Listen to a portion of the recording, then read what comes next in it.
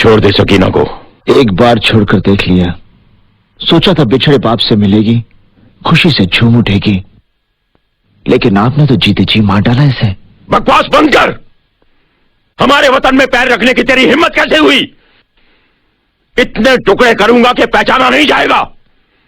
बहुत खून बहाया था तुम लोगों ने हमारे भाइयों का। क्या तुम लोगों ने खून नहीं बहाया था हम लोगों का?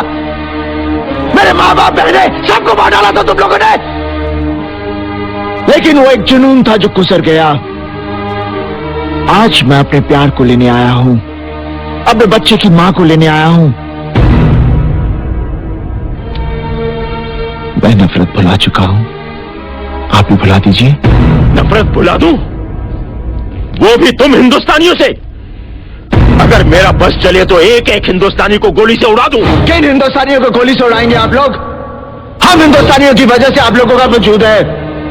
दुनिया जानती है कि बंटवारे के वक्त हम लोगों ने आप लोगों को 65 करोड़ रुपए दिए थे, तब जाकर आपके सर पर तरपाल आई थी।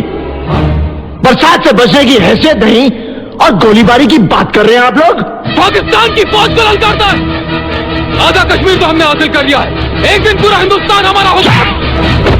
खबरदार! बाप बनकर बेटी को विदा कर दीजिए,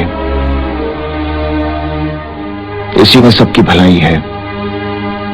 वरना अगर आज ये जट बिगड़ गया तो सैकड़ों को ले मरेगा।